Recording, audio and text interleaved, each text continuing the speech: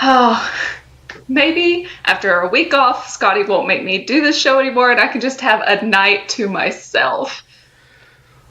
Surprise, motherfucker! It's fun fiction!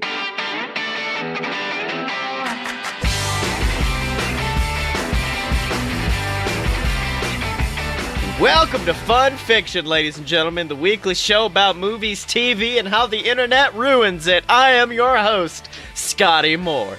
And I'm your other host, Brenna Clark. I missed you guys. How you doing? Yes, we had to be away for a week, and the only reason is because I had to go to Disney World, and not because I didn't watch any episodes of Dexter in the downtime. Your work ethic really leaves something to be desired, I'm just gonna say.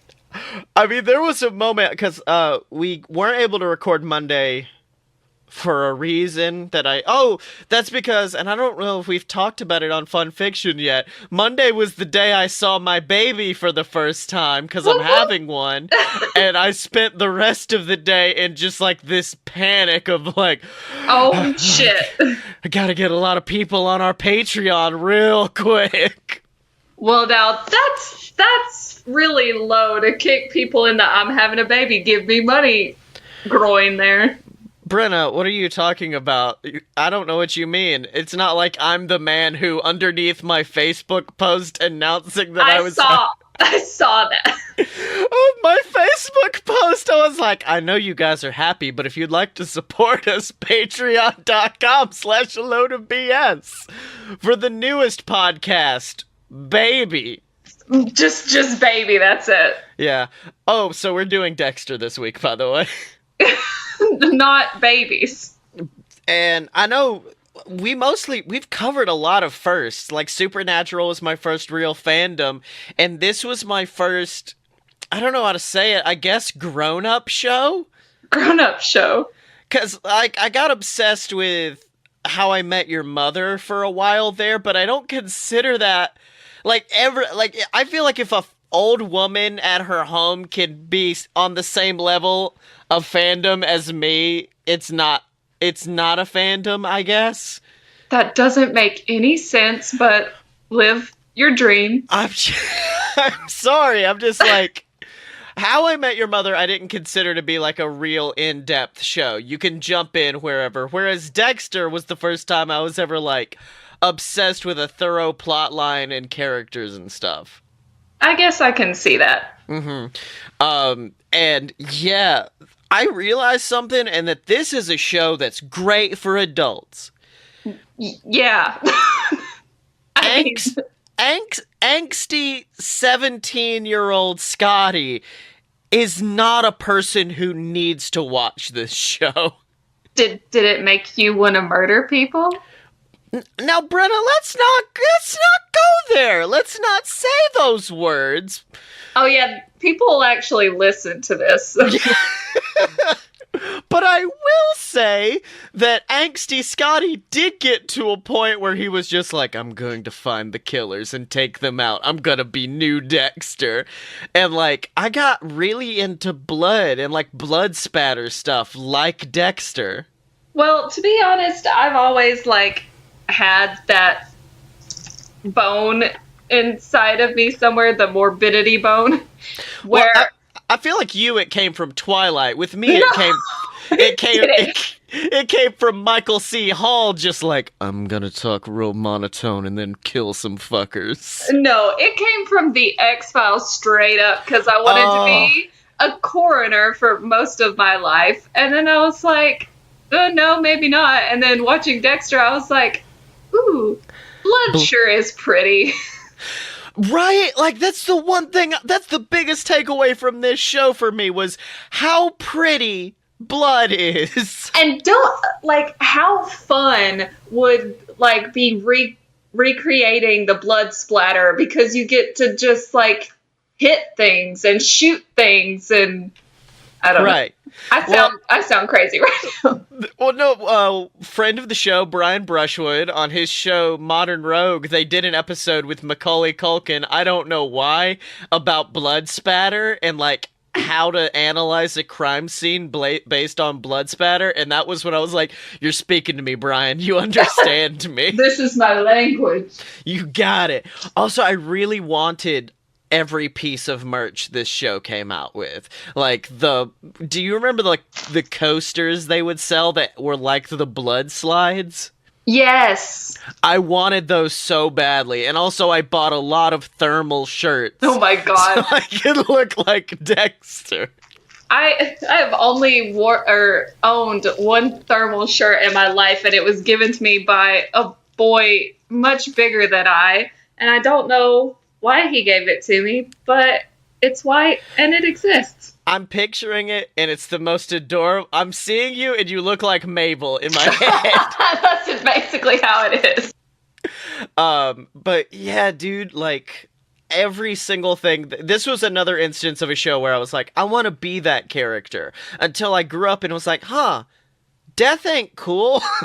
Well, to be fair, he is doing a service to his community. Some are garbage men, some are pedophile murderers, you know. Yeah, so it's not like you're killing like little Susie down the street. You're killing like the bad dude. Yeah. Because to quote episode 1, why not kids? I have standards, which is the most dope serial killer line. But I feel like this show, and then I'm gonna cut it back to How I Met Your Mother, because with How I Met Your Mother, I loved Barney, because I'm like, he's a one-note character, but the one note plays really well. He's like AC/DC. And then when they were like, but let's give him a girlfriend now and start the relationship with Rob and make it all lovey-dovey. That's when I was like, wait, no, fuck this. That's not the Barney I knew. I had the same feeling with Dexter once they started showing Dexter having like emotions. Now, that's not fair and not very nice at all. You don't want Dexter to like be normal. No, I didn't. He's a psychopath. That's what endeared him to me. No, this is wrong. Totally wrong. Like, he's not, I don't think he's, that sounds terrible for me to say that. I don't think he's a psychopath. He was groomed by his, like, adoptive father to be a serial killer. Like, that's not his fault, I don't feel like.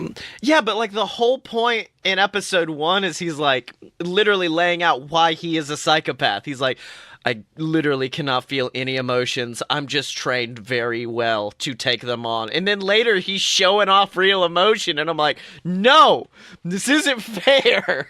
But if you are in an environment for a long enough period of time, I feel like you would start to absorb things. So yeah, like whatever, I don't care at first, but he stays for so long with these people that it's hard for them not to chip in under the surface, you know? Well, I feel like there's also like telltale hints that he's not a psychopath. Like in episode 1, he literally says, I don't have feelings, but if I did have feelings, I would have them for my stepsister, Deborah. And that's like the ultimate of like, firstly, gross. But secondly,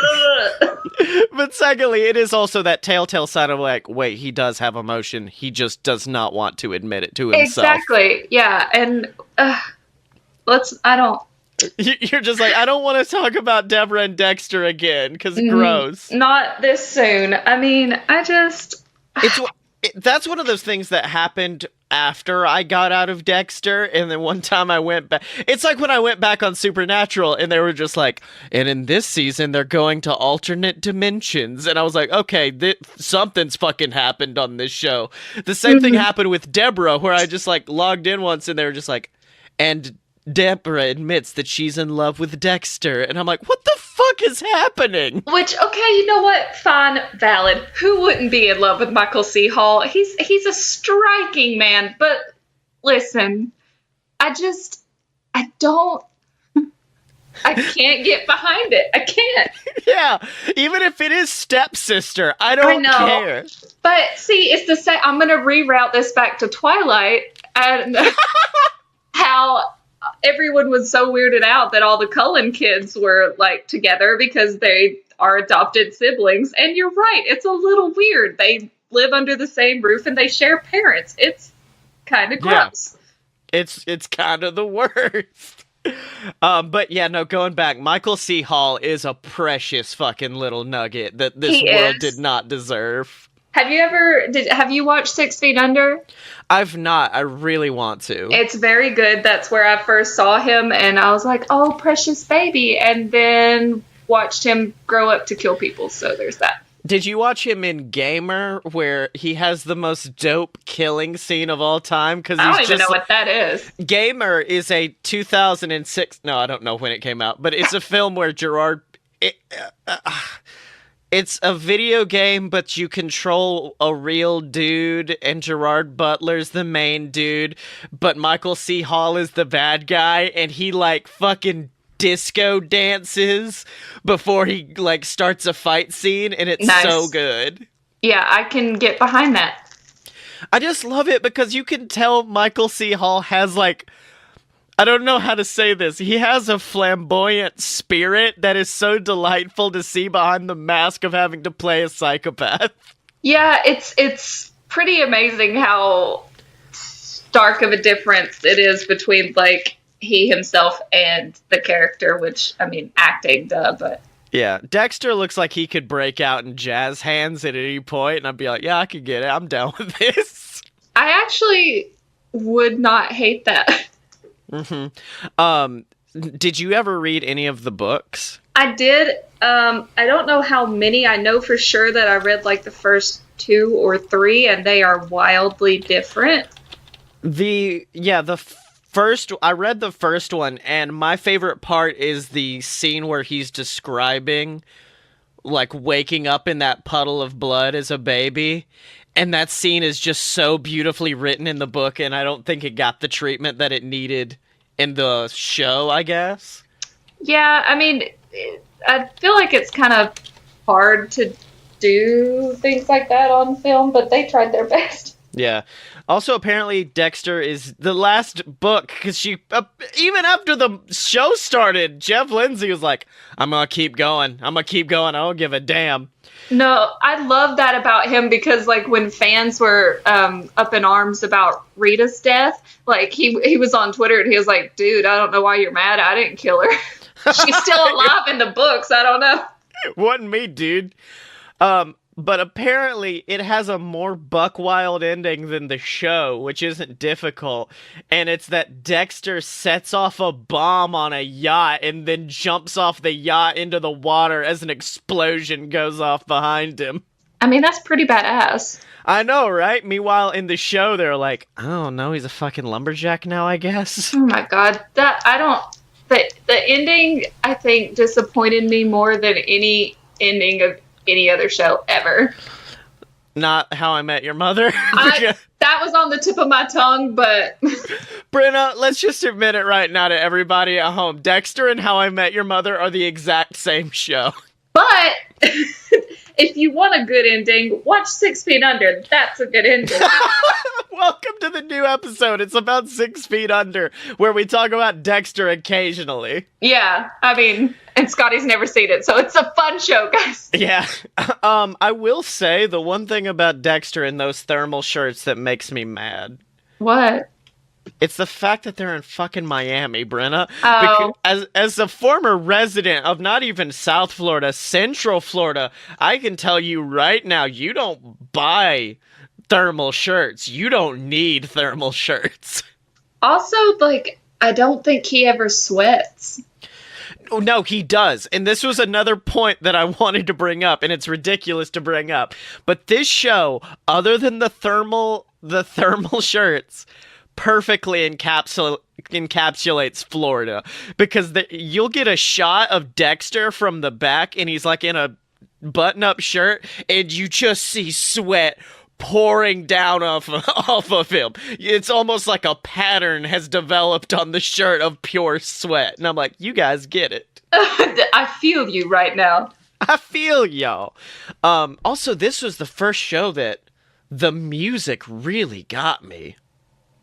The music in the whole thing, or the theme song? Well, the theme song as well is very good, but just like all of the instrumental music, because like I was one of those kids that would buy like the soundtrack for whatever movie, and then I would have accidentally bought the instrumental like score soundtrack and not the one that had like In Sync on it, and I'm like, damn it, bought the wrong one. But this was the first one where I actively sought out buying the instrumental score for the show because it was very, very well done. It is very well done, but probably not something that I would buy still because I like my music to have lyrics in it. Well, hold on, wait a minute. I think, and this is not a joke, I think my favorite one was called the Blood theme. And that's the one from, like, where he sees a blood in a slide, and he's like, blood, it sets my teeth on edge sometimes, and other times it gives me just a rock-hard boner. Yeah. Yeah, it's that thing. I mean, it literally does. Yes. Yeah. But I think, and I don't know if it was Blood, it might have been some other song, but I think there's a remix on the instrumental thing of it becoming a rap. That's not what I want. I'm just looking up Dexter rap. I'm sorry. First thing I got was Young God, I Think I'm Dexter based freestyle. Oh, God. And it samples the Dexter's Lab theme song in the No. intro. The intro is, oh my God, I'm Dexter. I'm the smartest motherfucker on the planet. Fuck Jimmy Neutron. I'm the smartest kid in the motherfucking universe. Oh my God, I'm Dexter. Dexter's Lab. Welcome to the Dexter's Lab podcast, where we read exclusively raps about Dexter. Dee Dee, get out my lab. Hose on my slab. Bitches in my lab. Damn, I'm Dexter. I'm a scientist. Hose on my dick. Want to cheat off my test. Oh my God. Hose on my dick because I wear a lab coat.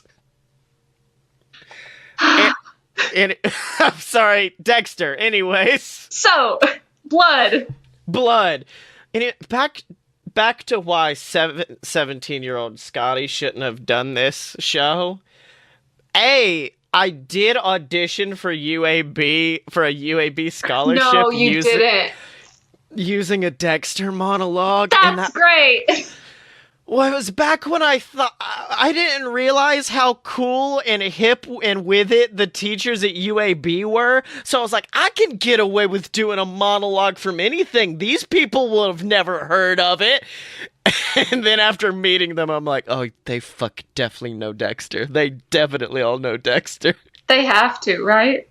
Yeah, it absolutely had to happen. That's one reason. Second reason is because I did, and this is gonna sound like I did a murder. I didn't do a murder, but like murder came up in my head a lot because that's what happens when you're a teenager.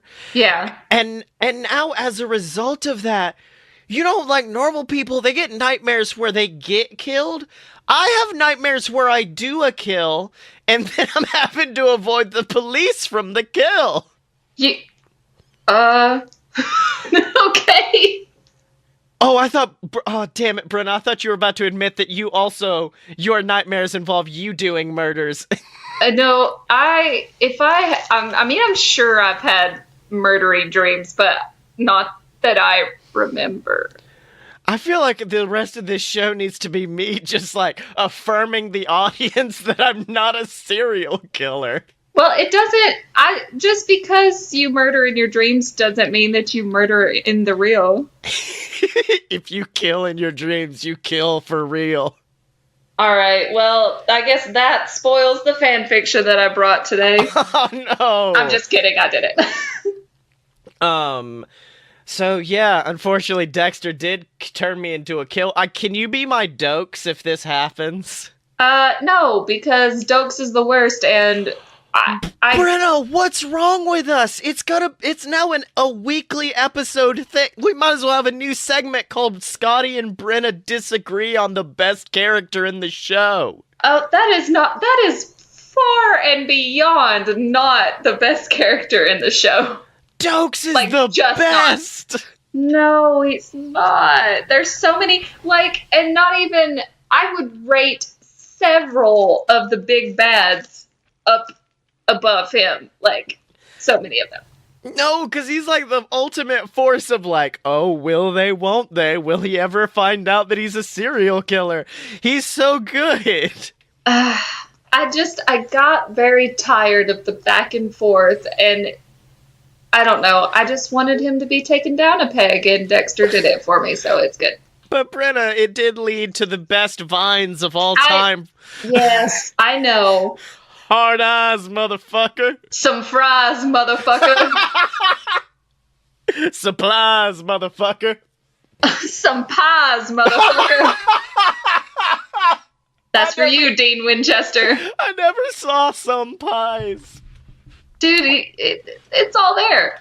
It's all there. Oh my god. Okay, so wait, who's your favorite then? Well, that's a very hard question. If we're gonna say, like, mainstay kind of secondary characters, I would say probably Angel. I love him a lot. Angel was very good. I do love Angel.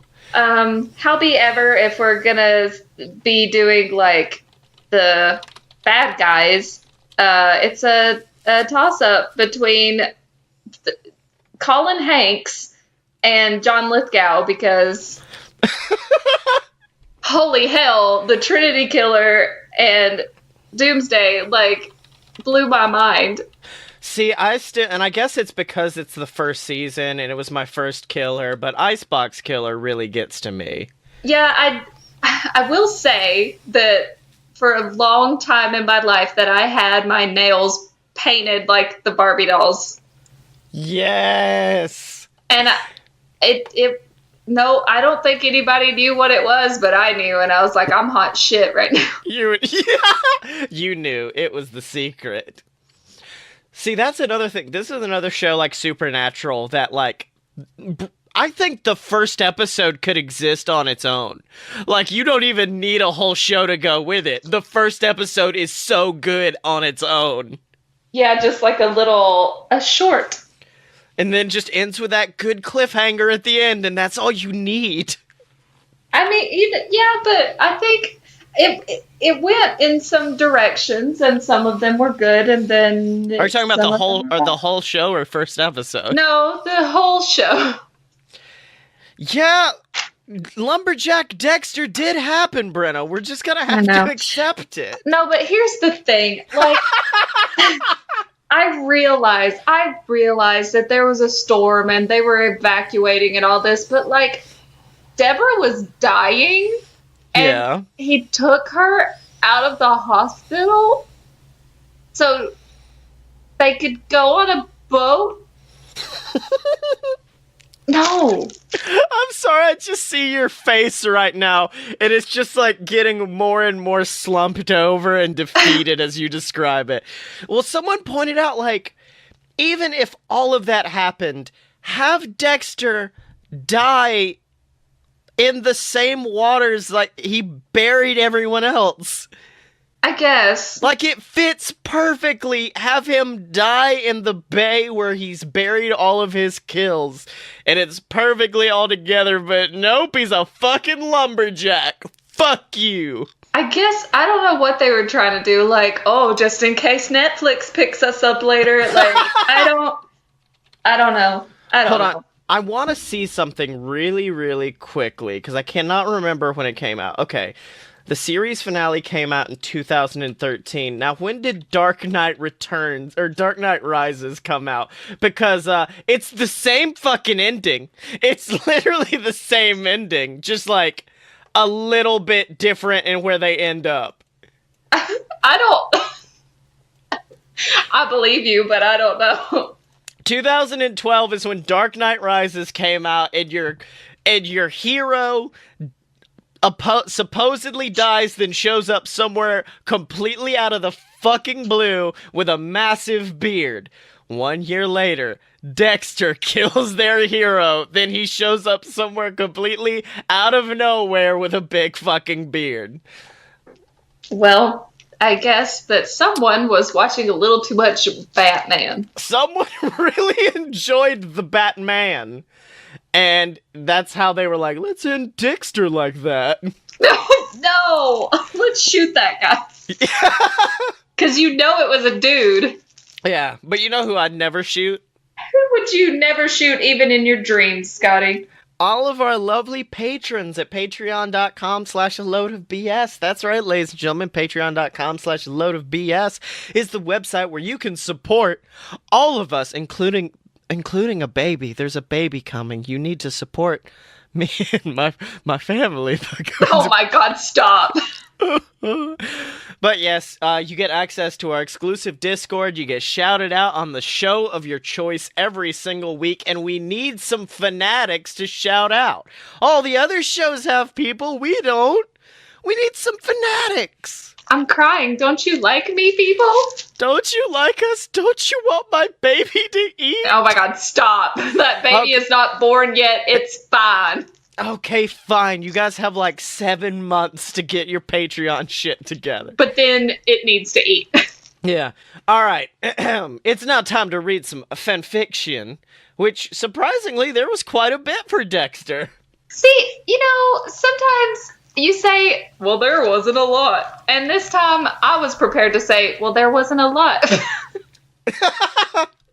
But we look on different sites, I think, so... Yeah, you look extensively, and with me, I'm like, this has over 7 pages. That seems like a lot. This is the first page of the Dexter fanfiction. Oh, this title sounds nice. Dexter kills Bart Simpson. Okay. Dexter versus Kylo Ren. Oh my God, no. Well, the title of mine is called Do You Really Want to Know? By Extra Ho. I thought you were literally asking me, and I was going to be like, no, I don't. I don't want to know it. Let's begin. Doakes got the creeps off of Dexter Morgan. The lab rat had been staring at the wall for 20 minutes, but that was only the tip of the iceberg of his weird behavior. He was just weird. It seems like everything he did was fake. Every smile, every laugh, every reaction was just fake. With the determination to hassle him about the next blood report, he marched to Dexter's office. Upon entering, he barked, "Morgan, got my blood report?" The lab rat didn't even blink. "I'll have it done for you by the end of the day," he replied softly, glancing up at the captain briefly. Doakes narrowed his eyes. He knew that look. That was the look on the face of a soldier after battle. Something was wrong. "There is something fucked up about you, Morgan," he growled. "One day you'll slip up, and mark my words, that day I'll be there." Dexter looked up at him slowly. His eyes flickered briefly at the clock on the wall before he spoke. "It's lunchtime." "Don't you think..." But Doakes hadn't expected what Dexter said next. "Have lunch with me." What? Not long after, they were by the harbor, having decided to go for a walk while eating their lunch. "You really want to know what's wrong with me?" Dexter asked softly, nibbling on a bagel, still not looking at Doakes more than a split second at the time. Doakes paused. "You're gonna tell me? Just like that?" Dexter nodded. "Yeah, I figured if anyone could bear to listen, hear me out even just to state your own curiosity, it'd be you." Doakes frowned, a feeling of unease creeping up on him. A different feeling of unease than the one he usually felt from being around Dexter. It was the unease of being someone's confidant. "Why not your sister?" "Deb isn't my sister.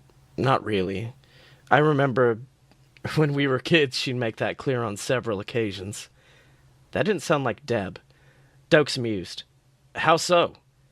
She wished Harry had never brought me home." This was new. "You're adopted?" Dexter nodded. "Oh yeah, that's pretty much where my tale of fucked upness begins." Doakes snorted. "So, you're another fucked up foster kid then? That's your big secret?" Dexter shook his head and turned towards the sea.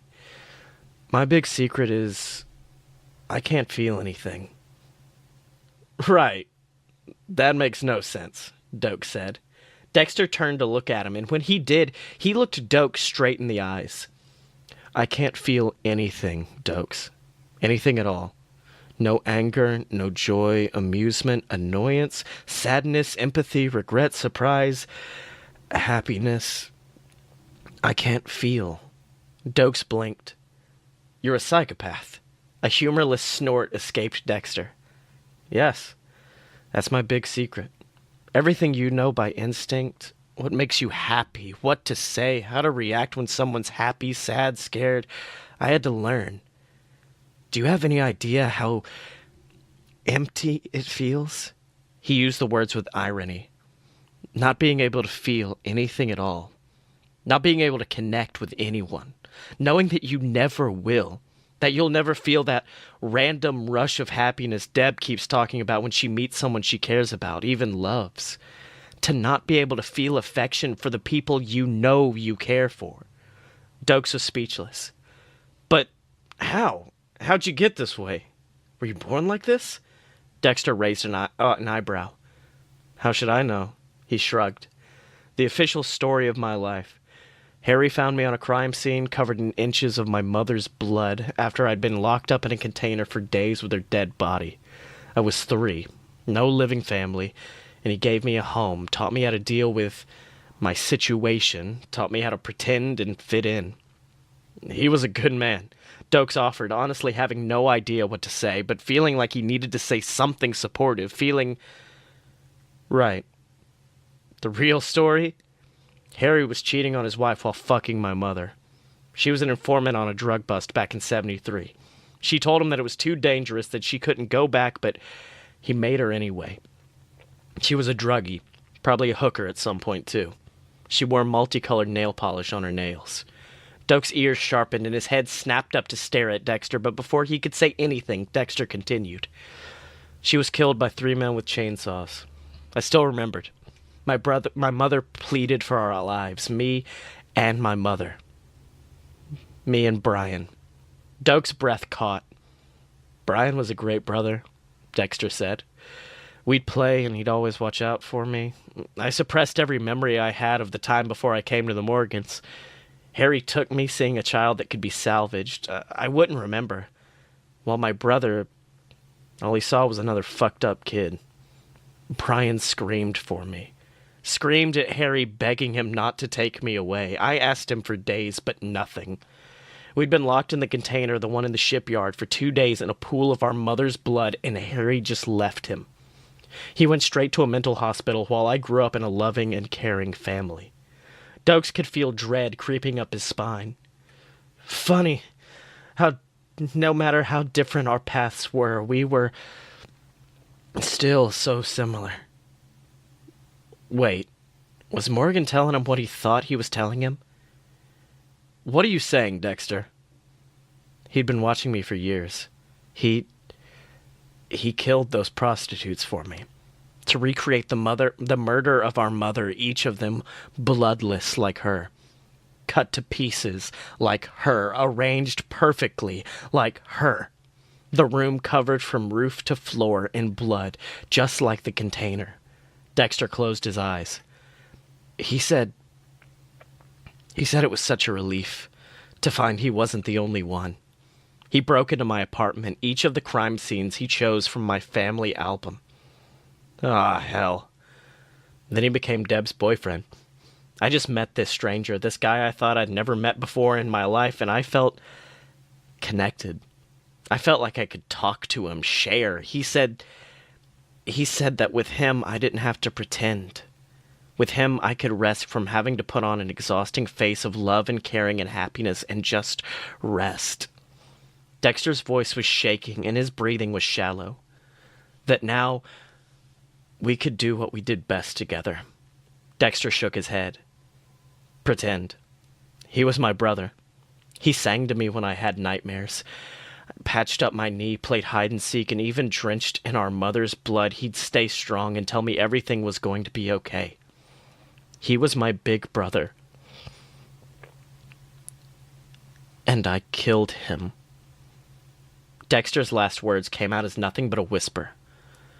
I chose a fake sister who wished her father never brought me home, who would abandon me without a second thought if she knew that I was the way that I am, over my blood brother, who was the only one in the world who could accept me. He swallowed heavily, all because Harry taught me you never kill an innocent. I idolized him, lived by the rules he set me, and never strayed from them, but Harry made us. He taught me how to kill, how to never get caught. He left Brian at the mercy of a mental institution in the fucking 70s. I was 6 when I first felt it. The need to kill. Doakes could do nothing but listen in pure horror and fascination. But Harry taught me never to kill. At least not without knowing they deserved it, never an innocent. But no one was around to tell Brian that. He said he loved me. That no matter what, I was his little brother, and by killing him, I would do the right thing. Doakes turned by in time to see the tears slip down Dexter's face. But if it was the right thing, why does it hurt so much? He asked, looking up at the taller man with an almost childish expression. Why does my throat feel like it's burning, and my chest like I'm drowning, and my heart just hurts? Why am I crying? I've never been able to cry for anything. Not for my mother, not for Harry when he died, and I still idolized him. I've never felt fear or regret. Why do I all feel it now? Why in those few times I was with him, why did I feel? Doakes did the only thing he could think of and pulled the crying young man into an embrace. I miss him so much. Dexter sobbed, his tears soaking into Doakes' shirt. Even with everything he did, he was my brother. Not knowing what else to do, Doakes just held him. They talked for many more hours. They talked about each of Dexter's kills. Doakes had at first wanted to turn him in, but in the end, after hearing the names of those who had come under Dexter's knife, he chose not to. Many of those men he had been itching to kill himself. They were the scum of the earth. As for Brian, the ice truck killer, Doakes' brother had been a soldier, just like him. And he'd seen him do some horrifying shit with a fucking smile on his face, and now, 10 years later, he still grieved for his brother. He couldn't blame Dexter for doing them the same. The end. That was pretty good. Yeah, dog. I'm proud of you. Mm-hmm. That was like a serious grown-up fan fiction. I know, I did a thing. You did do a thing. It's okay, just wait till we get to the one I wrote. Oh, great. Yeah, I knew there was a reason, but that's fine. Alright. What up, B? What'd you bring to the table? Well, I have Inevitability by Narok 1138, I guess. So yeah. It was only 8 in the morning, and it was already miserably hot and muggy outside, even for Miami. Dexter's clothes stuck to him as he climbed out of the car, forcing him to stop to peel them off of his limbs before proceeding into the house. It was a pleasant-looking one-story house painted white. The lawn was neatly trimmed, and the trees had delicate strands of Spanish moss hanging down almost to the ground. Dexter approached the police barrier that surrounded the house. A small clump of curiosity seekers had already begun to gather, many of them still wearing thin bathrobes over light nightgowns or boxers and t-shirts, whispering to one another about the fate that had befallen their neighbor during the long, hot night. Dexter flashed his ID at the officer standing guard at the barrier set up around the house. The officer flagged him in, looking bored. Detective Angel Batista met him at the front door, looking grim. "It's a bad one, my friend," Angel warned him. "Don't worry, I skipped breakfast," Dexter assured him, stepping inside. The smell of blood hung in the air like incense. Dexter breathed it in deeply but subtly and took in the sight of the living room. The body of a 30-something woman lay on the floor nearby with her back to him. Her t-shirt had been brutally torn away from her body and was attached to her by one sleeve. Vince Masuka was on the other side of the body, kneeling in front of her and examining something. He noticed Dexter come in and motioned him over. Dexter carefully stepped around the body, making note of some blood on the baby blue carpet and the white sofa. As he came around to the front of the body where Masuka stood, he saw the victim's face, what was left of it. "He really did a number on her," Masuka said quietly. Dexter didn't reply. He was mesmerized by what he saw. The victim's face was one big bruise. Her eyes swollen shut, her nose was so badly broken it was nearly flattened, and some teeth were missing. Dried blood covered her once lovely lips and formed a small puddle under her cheek. Did he beat her to death? Dexter wondered, intrigued. It was an awfully messy way to kill someone, and it may have injured the perpetrator in the process. Dexter's eyes wandered down to the dead woman's arms, barely noticing the exposed breasts. Her arms were covered with defensive bruises, and one of her long, painted fingernails was broken. She'd fought her attacker valiantly and possibly kept a small piece of him for safekeeping when she'd scratched him. Wordlessly, Dexter met Masuka's eyes and pointed to the victim's hands. Masuka nodded. Let's hope so. Outside of the house, Angel was listening to one of the officers report on some noises a neighbor had claimed to hear late at night. Suddenly, he noticed a man and a woman in black suits at the police barrier, showing some sort of identification to the officer stationed there. The officer hesitated, shot Angel a helpless look, exchanged a few words with the suits, and let them in. The suits headed directly for Angel. Uh-oh, he thought. He excused himself from the officer speaking to him and met the suits halfway. Detective Batista, I'm Agent Mulder. This is Agent Scully. We're with the FBI. Of fucking course! The man said as the two of them showed their credentials. What can I do for you? Angel said courteously, thinking to himself they'd better not be trying to take over my crime scene. What can you tell us about the victim so far? Agent Mulder asked. Angel shrugged. We haven't finished processing the crime scene. Mulder rephrased the question. What do you think happened? Angel folded his arms around his chest, thinking before responding. Upon first glance, it appears to be the work of a serial rapist we've been after. The bedroom window was jimmied open, the victim was beaten in her bed while she slept, then dragged into the living room where her clothes were ripped from her body. She was raped, then beaten again. It fits this guy's MO, but he's never killed anyone before. So either this is his first kill, or he didn't do this. We'll know more once we finish processing the crime scene. Mulder took note of the detective's emphasis on the last sentence and let a smile tease his lips as he pulled a few folded pages out of his pocket and handed it to the detective. Angel unfolded the pages and read them carefully, his expression slowly changing from skepticism to alarm. Where did you get this? Angel asked Mulder. It was posted on an internet site for amateur fiction writers 2 days ago, the agent replied. 2 days ago? Angel repeated. There's more. The lovely redhead named Agent Scully piped up. The anonymous author of this story has written 3 more stories in the last month. Each were posted between 1 and 3 days before the crimes took place. Mulder handed Angel several more pages. Each crime is described in perfect detail. So far, all attempts to locate the author have failed.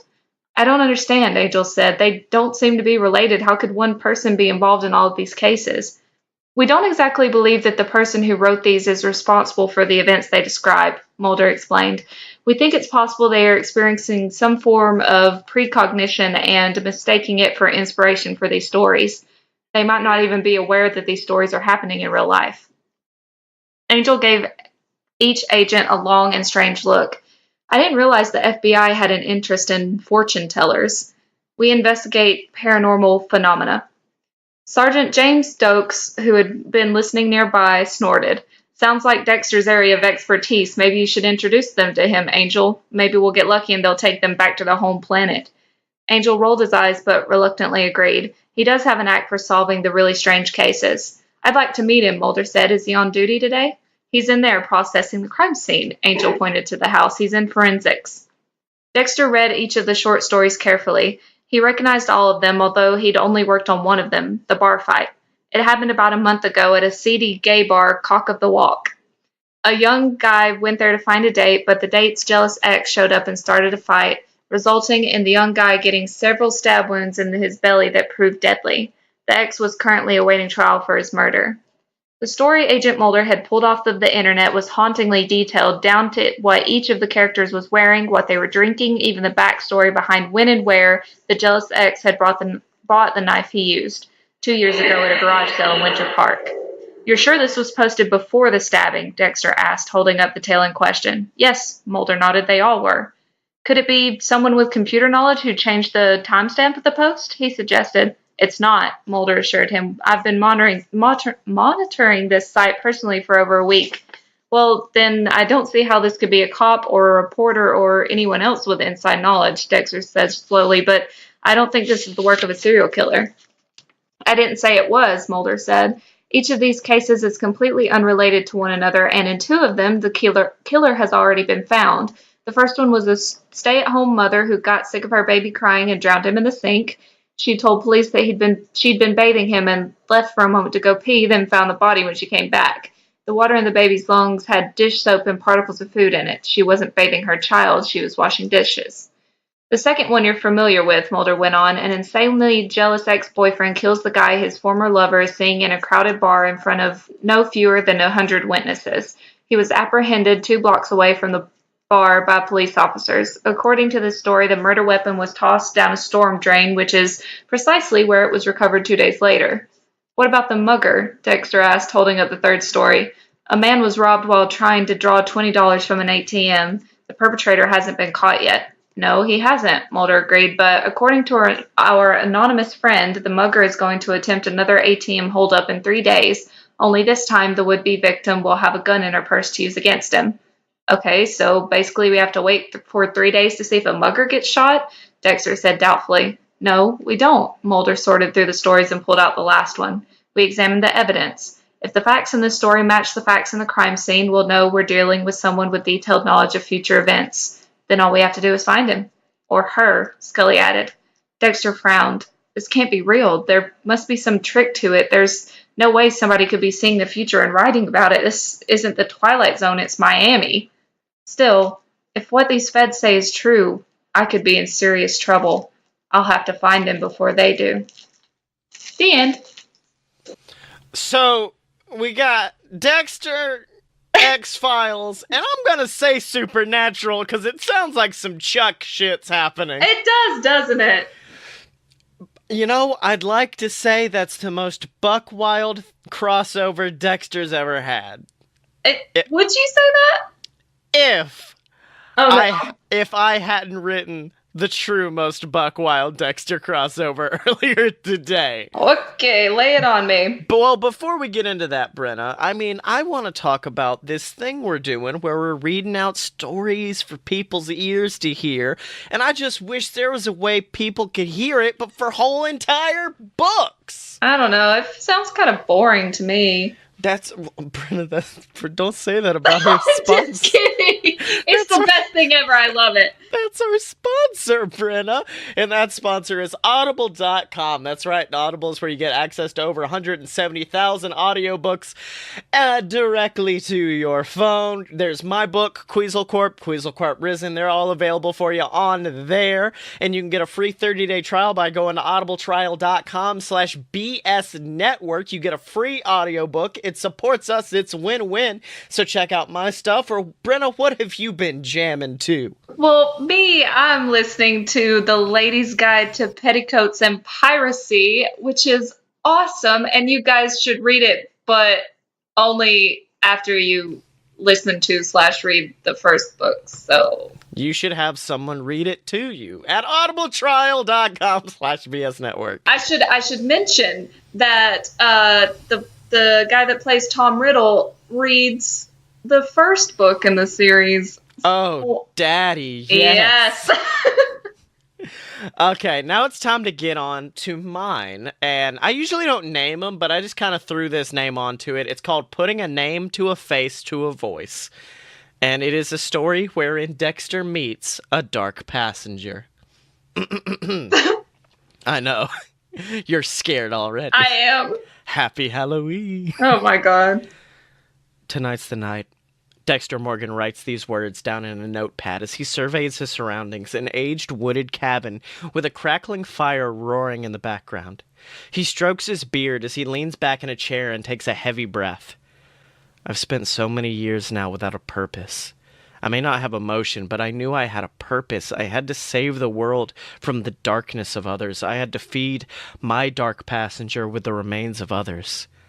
Now there's nothing but silence. A violently loud silence that I can't ignore. I have to feed my passenger again.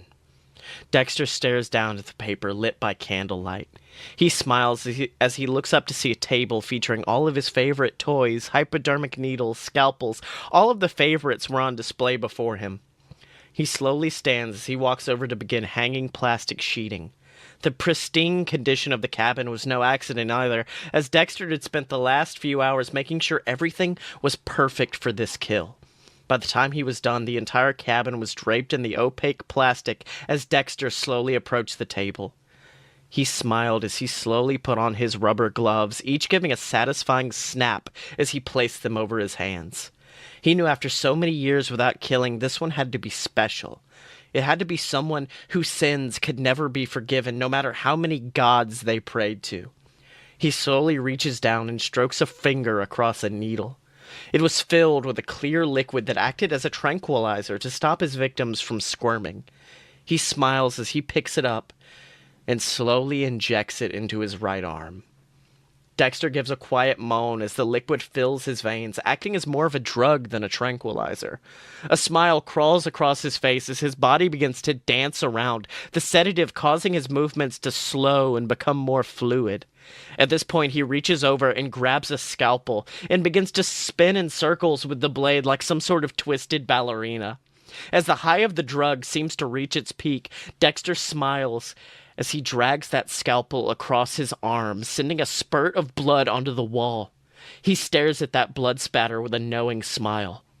He was creating a masterpiece. Morgan continued this twisted dance for the following minutes, finding the most vital veins in his body and slicing them open to send a spurt of blood onto the wall. This ecstasy could only last for so long, however, as he began to grow weak from blood loss. He fell to his knees and began to play in that red liquid, using it as a form of paint to create a sick painting underneath him. Just as his muscles begin to give out, Dexter ends his performance with a final act of gusto, placing the blade against his throat and slicing it open. One final blood spatter shoots across the wall as Dexter smiles, his eyes closing and blacking out forever. Number 23? Last call for number 23. A voice calls over an intercom as Dexter's eyes slowly begin to open once again. He growled as he momentarily considered that it was all a dream, the beautiful painting, the artistic suicide, but it was far too vivid to be a dream. I mean, even if it was, why would he fall asleep in a place like this? His eyes focus as he finds himself in what appears to be a waiting room filled with cigarette smoke and horrifying creatures lining the walls. Where the hell am I? Dexter wonders cautiously as he looks over to a small dispenser reading, "Take a number." He looks around momentarily before reaching out and taking a number from the machine. He looks down at the slip of paper to see the number 7,323 written out in bold letters. As the intercom once again calls out for number 23, Dexter realizes that he's going to be here for a very long time. He slowly makes his way over to an empty spot between two humans. I mean, at least they look human, or like they once were. At this point, Dexter looks down at his arms to see two large gashes appearing up each wrist. His eyes widen as he reaches up and feels the gash where he had slit his throat not moments prior. He swallows and can actually feel the saliva moving down his esophagus. It was a strange sensation, to say the least. His breath quickens as he looks around to see the other humanoids around him all sporting similar injuries as well, mangled messes of what they once were. "You all right, buddy?" a voice asks next to him. Dexter turns nervously to see a man with a massive bullet hole through the center of his head. His eyes widen as the man scratches his head before putting a finger in the hole as if to clean it out. Dexter retches as the man smiles and puts an arm around him. "Ah, don't worry. I was just like you when I ended up here. You get used to it, though." Yeah, I'm sure. It's not that Dexter was unnerved at the sight of someone with a bullet hole in his head or a massive gash running up their stomach. It's just that he wasn't used to seeing them move around so much. He sighs as he leans back in his chair and relegates himself to the fact that he's going to be waiting for a very long time. "So, how long have you been here?" "Me? Don't really remember, really. Time moves a bit weird around here." The man smiles as he looks down at his paper, which reads 757. Dexter raises an eyebrow until he looks up at the clock, which was ticking by at an agonizingly slow pace, before suddenly shooting forward 3 minutes, then reversing back 2. The clock then slowed to the pace of a normal timepiece, before lazily slowing down once again. It continued this mockery of time-telling as Dexter groaned. He knew he would have to wait. So he did. His time out in the Pacific Northwest made Dexter an expert at sitting idly by while not much really happened. As time went on, he saw men go into that door and then never return. He saw people appear in line in front of the take a number box, each with their own grotesque injuries. Some were blue from asphyxiation, others were coughing up blood. And much like the bullet-riddled man next to him said, Dexter got used to it. Eventually, after a length of time that could either be described as 10 centuries or 70 hours, Dexter heard his name called. He couldn't believe it at first, being so used to hearing arbitrary numbers it called every few moments, but eventually someone nudged him forward, and as he stepped towards that door, he wasn't sure what awaited him on the other side. He never had much thought about the afterlife, but he knew after the life he had led, it wouldn't be good. The one thing Dexter never expected to see, however, was a small woman with a hole in her neck. "All right, Mr. Morgan, nice to meet you today," she comments as she consecutively smokes 2 cigarettes, one through her mouth and the other through her tracheotomy. She flips through a rather large folder in front of her as she smirks. "Well, looks like you've had quite a life, my friend. Pretty good for business, too. Sent a lot of folks my way." "So what? Are you the Grim Reaper or something?" "Grim Reaper? Sweetheart, I know I look rough, but come on, I can't be that bad." She smirks as she sits Dexter down at a desk, handing him a small tome which reads, "Handbook for the Recently Deceased." No, my name is Juno, and I'll be your caseworker." "Caseworker?" "Well, sweetheart, we gotta find somewhere for you to go, don't we?" She smiles as she takes another drag off her cigarette. "Can't have you just haunting every little place willy-nilly. No, you gotta have a place to stay." Oh, I see. "What?" Dexter's eyes furrow as she smiles, reading through his file. She quickly reaches underneath her desk and begins packing up her things, throwing them into a suitcase. "Oh God, I haven't had a vacation in almost a millennia. Thank God you came along, you beautiful, stupid man, you." She stands and quickly hugs him before rushing him over into her seat and throwing him in. His eyes widen as she begins tossing file after file in front of him, lighting a cigarette and putting it in his mouth. "All right, here's your next 50 clients, a handbook on how to take care of them, and a pack of menthols. Take care, and next time you see me, I'll be hanging with the sandworms." Wait, what? What's going on?" "Well, you killed yourself, stupid," she comments with a smile before patting him on the head. "And up here, suicides lead to one job, and one job only. Caseworker." And with that, Juno quickly leaped out of the room, leaving Dexter alone and confused. He nervously thumbs through his first few clients before opening the handbook. He attempts to study the new role that he had been thrust into, but quickly gives up and slams his head against the table. He left his life in order to run away from monotony, to run away from a lack of purpose, but he only found more of it waiting on the other side. Suddenly, he hears the sound of sliding papers. He looks up to see his case file being slowly dragged away from the desk. He stands up and attempts to grab at them, but they're quickly snatched away, being pulled across the floor on what appeared to be a long rope with black and white stripes. He stands and gives chase, running after the rope and the important files that were attached to the end of it. This leads Dexter Morgan on a chase throughout the waiting room and into a long hallway with numerous doors on each side. Dexter closes the gap between himself and the folder and quickly leaps, attempting to snatch it away. Unfortunately, he overshoots and sends himself careening into one of the doors.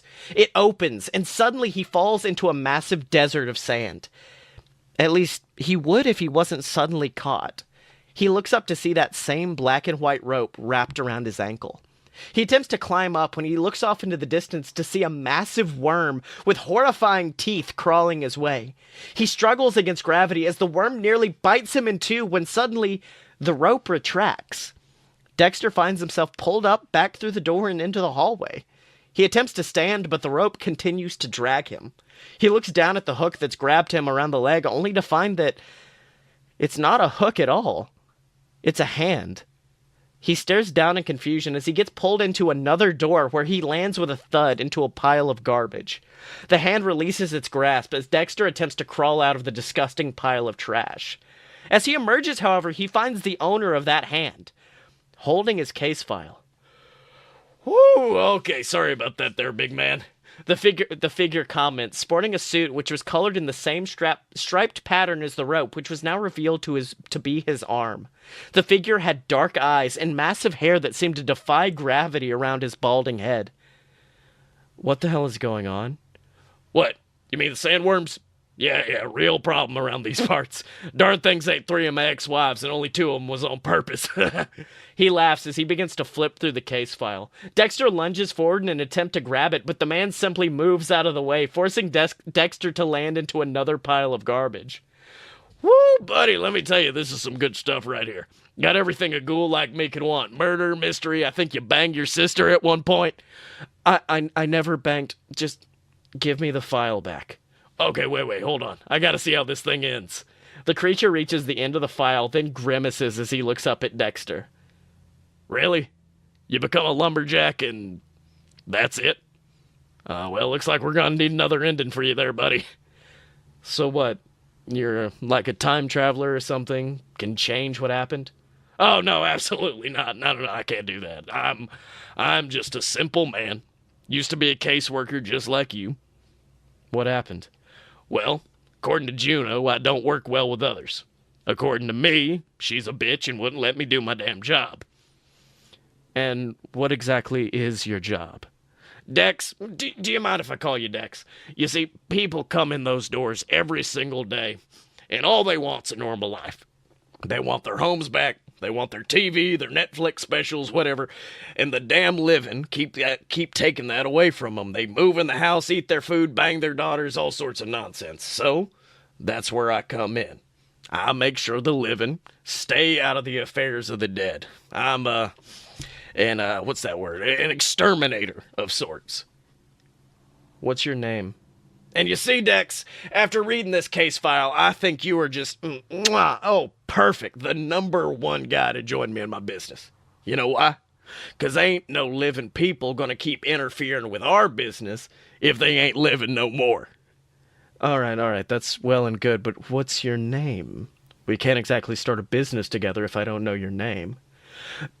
All right, you know, Dex, I like you, really do. Love your name, but if I tell it to you, you're gonna start telling your friends. They start calling me over, trying to get autographs. It's this whole problem.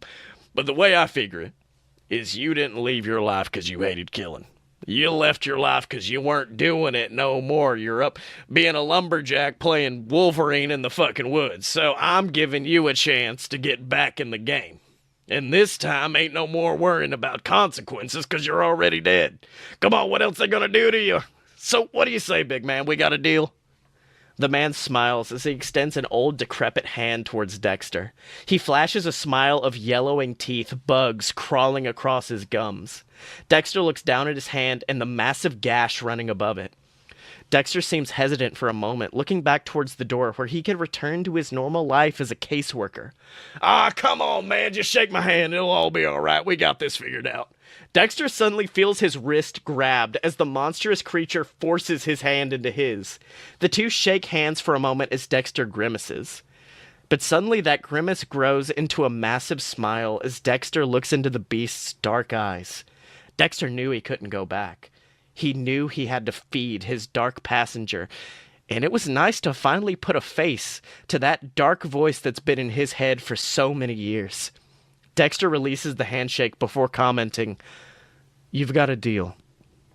On one condition. Tell me your name." The man smiles. The end. I liked that, and I was very worried at first, but you did so well. I don't know what it is about the goofy ones, but they always, like, first fourth of them are always the worst shit in the world. I don't see where what? Well, the John Cena or on High School one I did starts with a woman like getting beaten up and her head shaved. This one starts with Dexter killing himself. Oh, well, yeah, that was a bit disconcerting, but I was ready to stay there for you until you reached the good stuff. So Reach where it needed to happen. yeah, it gave me some redemption, which, you know what, you did. And if that was the ending to Dexter, I think I would have been okay with it. I just knew, I'm like, it's Halloween, and Dexter's kind of spooky, but we gotta get real spooky. Really spooky. We need the ghost with the most, babes. Now, I must say that your Beetlejuice voice is superb. Thank you very much. It's fine. It's because when we went to Universal Studios, I just kept seeing Beetlejuice everywhere, and I'm like, I want to go talk to him so bad. Why didn't you? Well, mostly because I knew him from when I worked at Universal. Oh, yeah. It's very weird to be in the Universal cafeteria and be getting pizza, and then Beetlejuice just strolls up next to you and is like, Yeah, so you got some pepperoni. Very good, man. That's some good shit. Yeah, I'd be a little freaked out. all right, thanks, buddy. And technically this should be the last episode of Spooky Ween, because it is coming out like the day before the Spook Day. Yeah. But since we skipped an episode, Brenna, I think it's only fair to you to have your final spooky episode, and I'm so scared. It's gonna be fine. I keep telling you that it's not that bad, but you don't listen to me. Brenna, you're acting like this is a dream when it's really a nightmare on Elm Street. That's right. Well, next week we're doing a Nightmare on Elm Street, so make sure to send in your fan fiction for that so we can read it out loud and hopefully make me not be a spook boy. He'll be okay. And then this is the first one that, like, 7-year-old Brenna would have... Oh, yes, hello. You'll get a glimpse of, actually, I was 9, but nice to meet you. Yes, little Brenna. You're gonna love it, I swear to God. So check that out next week. Send in all your fan fiction at aloadofpurebs.com for Nightmare or just any other fan fiction, because we're thinking about doing like a full YouTube channel of fan fiction readings. So like, send in whatever and it could probably get read on the channel. So make sure to check that out. Brenna, where can people find you on the internet? Look me up about anywhere your heart desires at BRENNASAUR. That's Brennasaur, people. And you can find me on the Twitter machine at ScottyMo, SCOTTYEMO, and make sure to buy all my books on Amazon, the Queasel Corp trilogy, BS versus the Gods. They're all available over there for you, ladies and gentlemen. So check that out. Check out all the other shows at aloadofpurebs.com. And if you'd like to support us and the new baby, you can at patreon.com/aloadofbs. Pick up some merch at merch.aloadofpurebs.com, or of course, just get you a free trial of Audible, audibletrial.com/BS Network. And of course, make sure to rate, comment, subscribe. And until next time, Miss Brenna. Guess what? Stay away from Baby Hitler, y'all. Surprise, motherfuckers! It's Baby Hitler!